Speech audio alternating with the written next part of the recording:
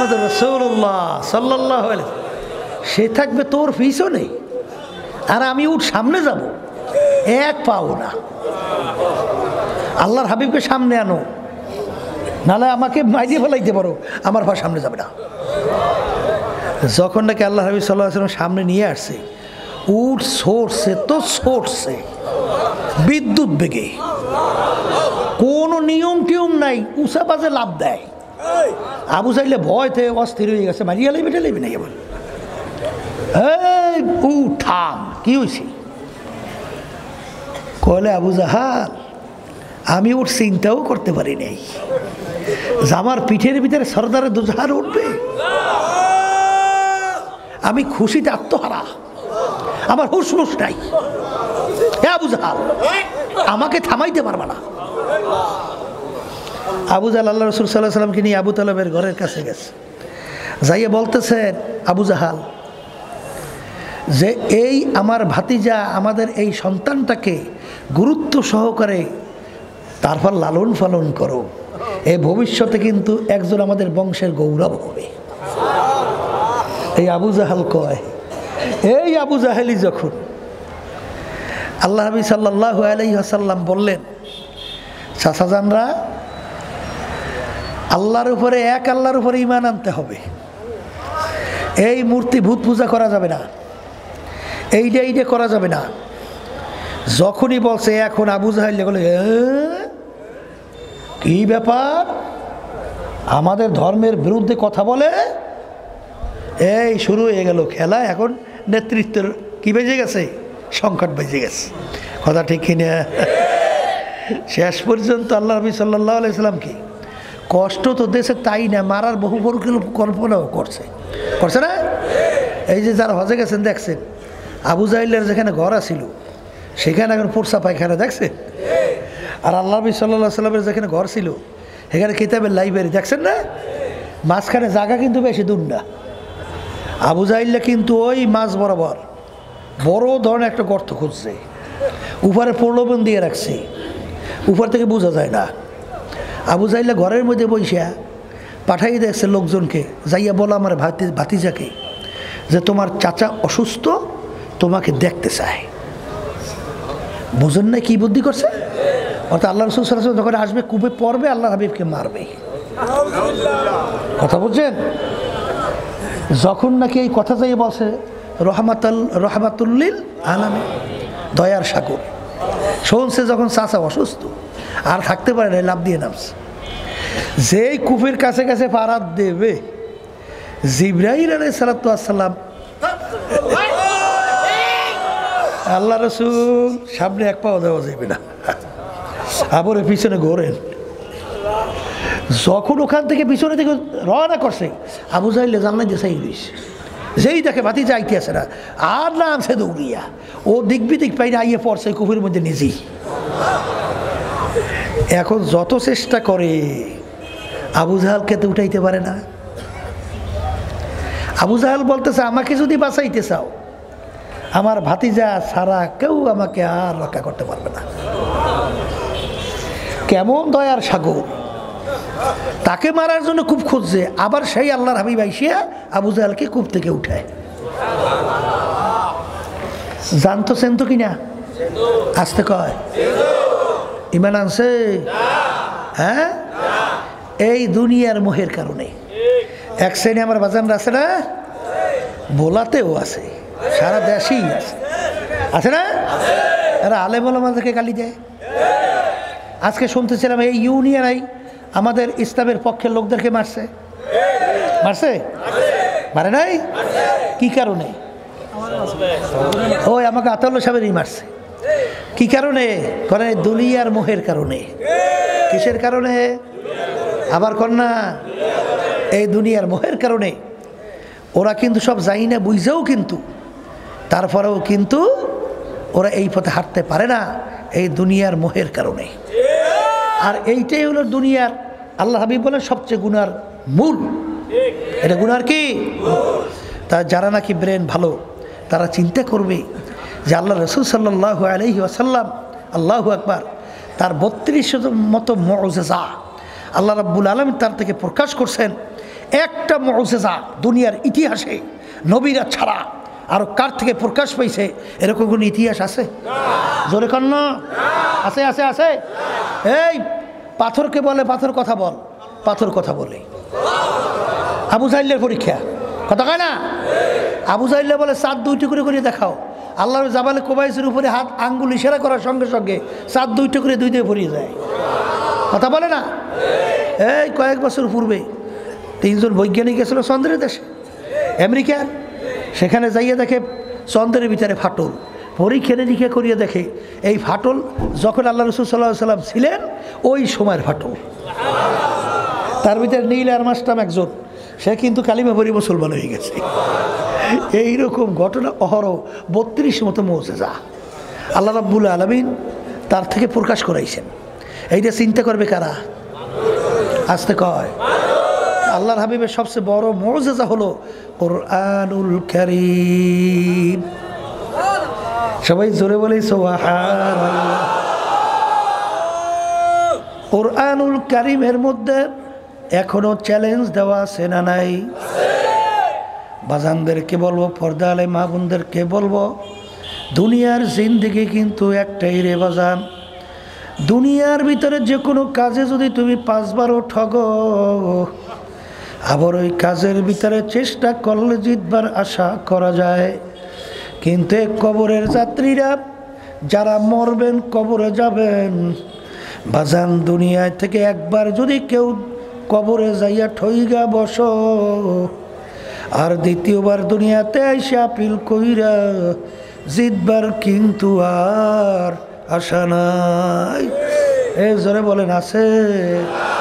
যদি নাই থাকে বাজান, যাদের আল্লাহ রাব্বুল আলামিন বুঝদান করছেন, ব্রেন ভালো রাখছেন, তারা যখন একটা পাতা নিয়ে মোরাকাবা করে, মোরাকাবা করতে করতে তখন বলে আমার মালিক বর্গে দা রাখতা সবজে দর নজরে হুশিয়ার হারওয়ারাতে দফতরি মারফাতে কিরদগার। হে আমার দয়ার মালিক, আমি যখন একটা গাছের পাতার দিকে তাকাই, আমি তো গাছের পাতা দেখি না, আমি দেখি তোমাকে। আমি যখন সূর্যের দিকে তাকাই, আমি তো সূর্য দেখি না, আমি দেখি তোমাকে। আমি যখন চন্দ্রের দিকে তাকাই, আমি চন্দ্র দেখি না, আমি দেখি তোমাকে। হে আমার মালিক, এই মুরাকাবা করতে করতে ইন্না ফি খালকিস সামাওয়াতি ওয়াল আরদ ওয়াখতিলাফিল লাইলি ওয়ান নাহার লাআয়াতিল লিউলিল আলবাব আল্লাযীনা ইয়াযকুরুনাল্লাহা কিয়ামান ওয়া কুউদান ওয়া আলা জুনুবিহিম وعلى جنوبهم ويتفكرون في خلق السماوات والأرض ربنا ما خلقت هذا باطلا سبحانك فقنا عذاب النار। এই বান্দা বান্দী আমার মাওলার মাখলুকাত নিয়ে যখন মুরাকাবা করে, করতে করতে তখন তার ভিতরে এই মাখলুকের খালেকের পরিচয় আইসা যায়। জোরে বলে কথা ঠিকই না? আসার পরে তখন মালিকের দরবারে 2 চোখের পানি ছাইরা 2 হাত মালিকের দরবারে উঠাইয়া বলে আমার দয়ার মালিক, আমি ভালো করে চিন্তা ভাবনা কইরা মুরাকাবা কইরা দেখলাম তুমি তো কিছুই বেহুদা বানাও নাই, সব তোমার সৃষ্টির পরিচয়। জোরে বলেন কথা ঠিক না বেঠি? এই মুরাকাবা করতে করতে তখন ওই বান্দা বান্দি আবার নিজেকে নিজে নিয়ে মুরাকাবা করে, আরে আমার অস্তিত্ব কি ছিল? হাল আতা আলাল ইনসানি হিনুম মিনাদ দাহরি লাম ইয়াকুন শাইআম মাযকুরা।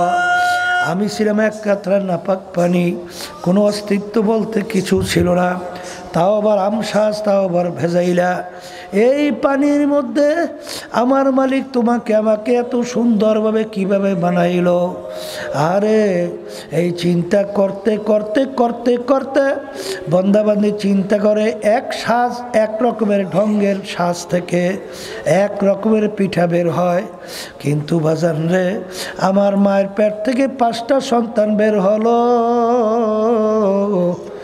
এক শ্বাস থেকে 10টা সন্তান বের হয়। এক ভাইয়ের চেহারার সঙ্গে অন্য ভাইয়ের চেহারার পূর্ণ কোনো মিল নাই। এটা কিভাবে হয়? নিশ্চয়ই বানাই না, একজন কারিগর আছে। জোরে বলো, কথা ঠিক না বেঠিক? তখন তোমার ব্রেন বলবে সেই কারিগর হলো আমার আল্লাহ। এই চিন্তা করতে করতে তখন এই আল্লাহর বান্দা বলতেছে, গরকে দরিয়া বোধে বাজু দরিয়া না দি, ঘরকে দরিয়া হাস্ত বর পেদি। হে আমার মালিক, পানির ভিতরে যখন মানুষ ডুব দেয়, উপরের দিকে তাকাইলে দেখে পানি, ডানে তাকাইলে দেখে পানি, নিচে তাকাইলে দেখে পানি। ঠিক ওই বান্দা বান্দি ফাইনা মা তুয়াল্লু ফাসাম্মা ওয়াজহুল্লাহ, যখন ওই বান্দা বান্দি তার চেহারা যেদিকে ঘুরায় সেদিকেই দেখে আমার মাওলার কুদরতি চেহারা। যেখানেই তাকায় মালিক, আমি গাছের পাতা দেখি না, আমি দেখি তোমাকে। আমি মাছ দেখি না, আমি দেখি তোমাকে। हर रंग में तू है, ओ में तू है, गल में जिधर देखता हूँ मैं, तू ही तू है, तू ही तू है, तू तू।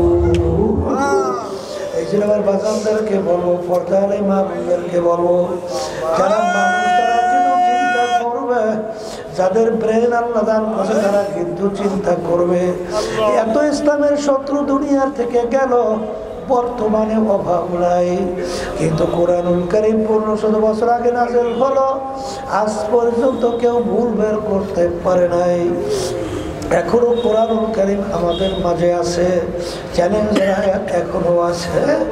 এখনো কেউ যদি আমার বাজানদেরকে বলি, পর্দা আলে মা বোনদেরকে বলি, বাজান তোমার কবরে তুমি যাবা, আমার কবরে আমি যাব, তোমার কবরের প্রশ্নের উত্তর তুমি দিবা, আমার কবরের প্রশ্নের উত্তর আমি দেব। বাজান কবরে কিন্তু কোনো দলাদলি নেই। কেউ যদি কবরে পরিচয় দাও আমি চরমনাইর মরি, এই পরিচয় কবরে কোনো কাজ হবে না। কেউ যদি পরিচয় দাও আমি সারছি না, আমি ফুরফুর, আমি জয়ফুর, আরে আমি আট্টসি, আমি রাজার বাগ, দেওয়ান বাগ, আমি সুরেশ্বর, আমি মাছ ভান্ডার, আরে আমি তাবলিগের লোক, আমি জামাতের লোক, আমি বিএনপির লোক, আমি আওয়ামী লীগের লোক। এই পরিচয় কিন্তু কবরে চলবে না। এ কবরের যাত্রীরা, কবরে কিন্তু সবার জন্য প্রশ্ন 3টা। 1 নম্বর প্রশ্ন মান রব্বুকা, 2য় নম্বর প্রশ্ন আমার দীনুকা, 3য় নম্বর প্রশ্ন আমার নাবিয়ুকা।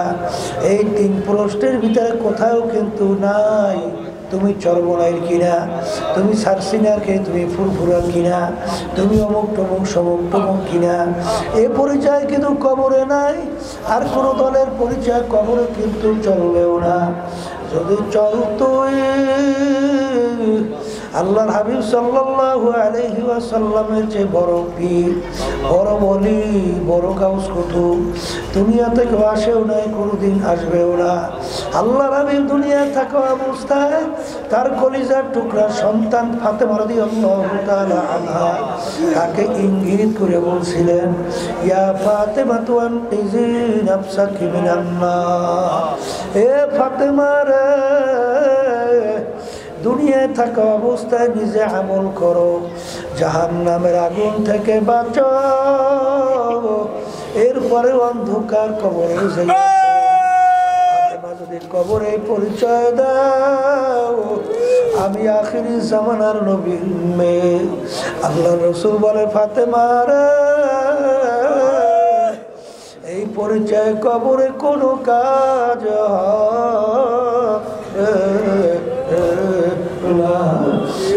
কবরের যাত্রীরা ভালো করে মনকে বুঝাও, তারপর কবরে রওনা করো।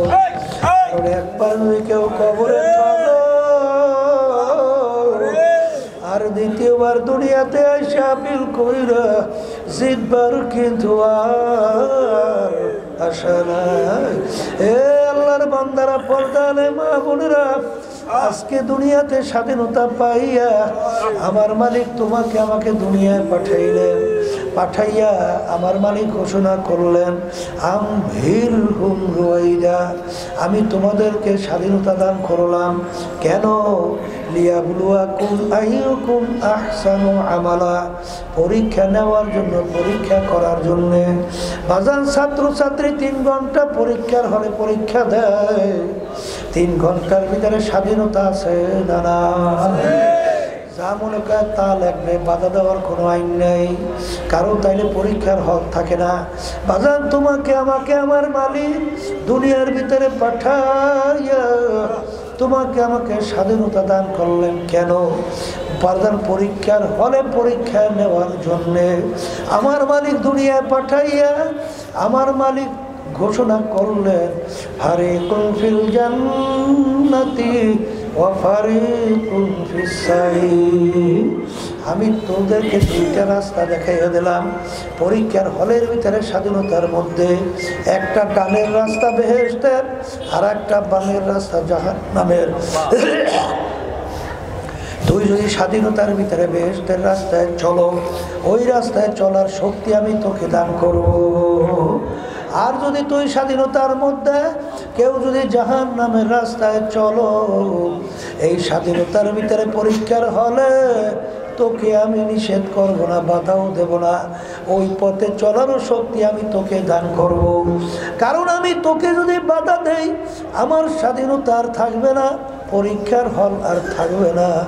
এই জন্য আমার বাজারকে বলবো আজকে স্বাধীনতা পাইয়া পরীক্ষার হলে যেরকম ইচ্ছা ধরাকে সরাগান মনে না কইরা, যারা বিশেষ করে বাজান মানব রচিত কুফুরি তন্ত্র মন্ত্র প্রচলিত গণতন্ত্র, যার প্রবক্তা প্রাক্তন president Abraham Lincoln, president America, তিনি বলছিলেন government of the people, by the people, for the people. তিনি এক কথায় বোঝাতে চায় সমস্ত ক্ষমতার মালিক জনগণ। আদর্শ কিন্তু বিএনপি লালন করে কি করে না, আওয়ামী লীগ করে কি করে না, জাতীয় পার্টি করে কি করে না। কিন্তু মুসলমান আমরা যারা ঈমান আনছি আমরা কি বলছি? বাইদা আল্লাহ, ফরদা আল্লাহ, আব্দা আল্লাহ। সমস্ত ক্ষমতার মালিক, আইন দেওয়ার মালিক, বাঁচাই না মারুই না মালিক, ভালো মন্দের মালিক কে? এখন তুমি যদি মনে করো জনগণ, এখন তুমি বলো বাজান এইটা যাই না শুই না মানলে ইমান থাকবে কিনা? আসতে বলে বাজান আমাদের উপরে কেউ রাগ করিল না, পা ধরছি। কারণ হাদিসের ভিতরে আছে আল্লাহ রাসূল সাল্লাল্লাহু আলাইহি ওয়াসাল্লাম বলেন আখলিস দীনাকা ইয়াকফিকা আমালুল কলিল। তোমাদের ঈমানকে নির্ভেজাল করো, ঈমানকে স্বচ্ছ করো, পরিচ্ছন্ন করো। যদি নির্ভেজাল ঈমান করতে পারো, আল্লাহর হাবিব বলেন অল্প নেক আমল করবা, বেহেশতে ঢুকে যাওয়া। বলবো ঈমানকে নির্ভেজাল করতে হবে। কার পিছনে পড়ছো? কোন দলের পিছনে পড়ছো? কিসের জন্য জীবন শেষ করতেছ? কোরআনুল কারীম সত্য কালামের মধ্যে আমার মালিক বলেন ইয়াউমা নাদউ কুল্লা উনাসিন বিইমামিহিম। আমার মালিক কিয়ামতের ময়দানে প্রত্যেকটা মানুষকে তার দলের নেতা নেত্রীর সঙ্গে ডাকবে। আমার মালিক বলবে তোর দলের নেতা নেত্রী যেদিকে যায় ওদের পিছনে পিছনে সেই দিকে চলে যা। এক কথায় তোমার নেতা নেত্রী যেখানে জায়গা আমার আল্লাহ বলেন তোরও সেইখানে জায়গা। আমি বলছি না, আল্লাহ বলছে। বলো কে বলছে? কোরআন হাদিসের বাহিরে বেহেশতের রাস্তা আছে? পাওয়া যায়? পাওয়া যাবে? কিন্তু বাজার ফেরাউনের ইতিহাস দিকে তাকাইয়ে দেখো, নমরুদের ইতিহাসের দিকে তাকাইয়ে দেখো, সাদ্দাদের ইতিহাসের দিকে তাকাইয়ে দেখো। আমার মালিকের সঙ্গে চ্যালেঞ্জ করছে, খোদাই দাবি করলো, উনি ইসরাইলের সন্তানগুলো ধৈর্য ধরে জবাই করলো, কেউ কারো বলার শক্তি নাই। আমার মালিক দুনিয়াতে এত আরামে রাখছিল, ৭৫০ বছরের মধ্যে একদিন একটু সর্দি জ্বরও হয় নাই। ওর কথায় নীল দরিয়ার পানি ফাটা জোয়ার হইতো, আমার মালিক ওকে কিছু বলছে? আসতে কয় কেন বলে নাই? বলেন পরীক্ষার হল। কিসের হল? আবার জোরে কন, আবার জোরে কন। পরীক্ষার হলের কারণে যা মনে করে তা করছে, কিছু বলে নাই। আজকে স্বাধীনতা পাইয়া যা মনে করে তা করবা, আমার মালিক কিছুই বলবে না। কিন্তু মনে রাখি সেদিন হায়াতের বেড়া পার কইরা মৌতের বিছানায় যখন পেটখানা ভাসাইয়া দিবা, আমার মাওলার হুকুম অনুযায়ী যখন আজরাইল সালাতুস সালাম যখন খাওয়া দিয়া ধরবে, এখন তাকাইয়া দেখো কই তোমার দল, কই তোমার নেতা নেত্রী, কই তোমার টাকার গরম, কই তোমার বংশের গরম, কই তোমার শিক্ষার গরম।